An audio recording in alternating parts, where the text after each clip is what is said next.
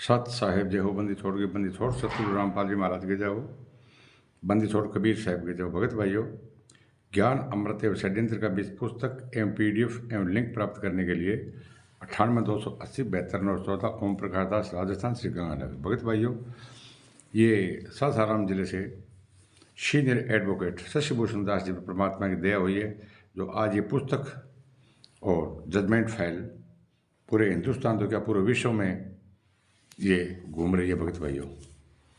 और इस पुस्तक की भगत भाइयों इतनी डिमांड हो गई है कि इस पुस्तक को अपने हम पूरा भी नहीं कर सकते भगत भाइयों। तो भगत भाइयों, ये पार्ट नंबर 1 है, ये षड्यंत्र का। 18 नवंबर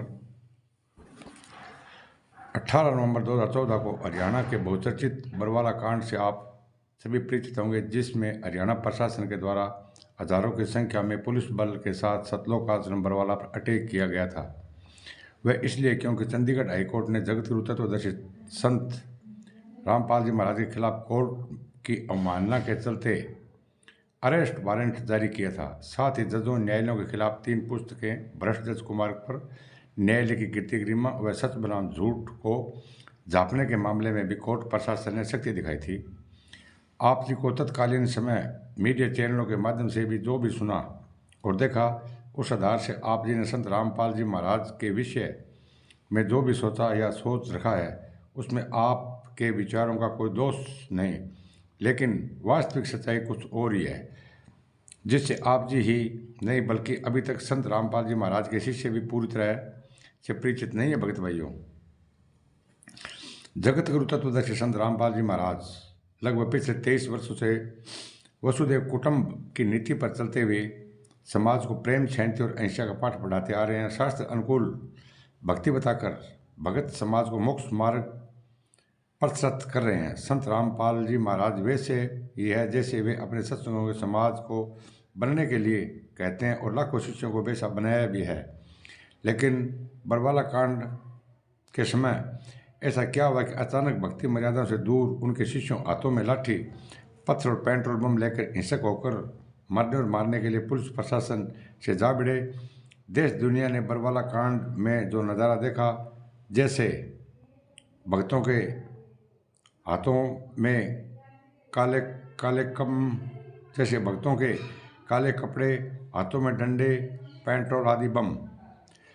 दरअसल संत रामपाल महाराज जी को एक साजिश के तहत काफ़ी दिनों से सतलोक आश्रम मैनेजमेंट राष्ट्रीय समाज सेवा समिति नामक RSS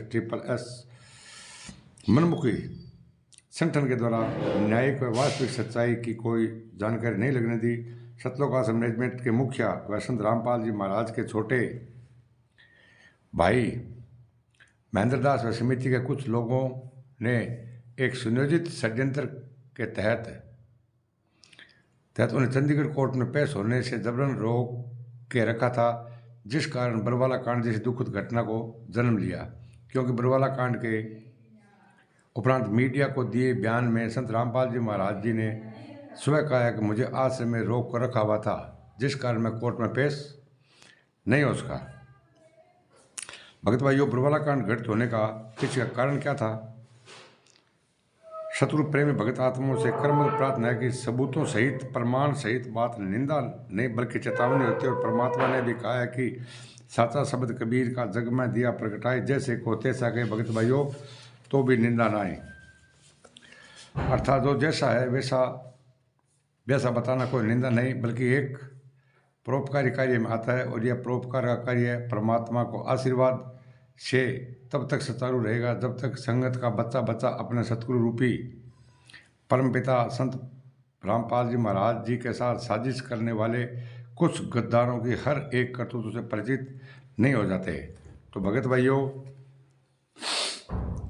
ये मैंने पार्ट नंबर आपको 1 सुना दिया है, और अब आप सच्चाई से मैं आपको पूरा रूबरू कर दूंगा। भगत भाइयों के 5 मेडल एक बच्चे कहता किसने कहती, आप आगे सुनते चले जाना, लेकिन इसको लाइक, कमेंट और शेयर जरूर कर देना।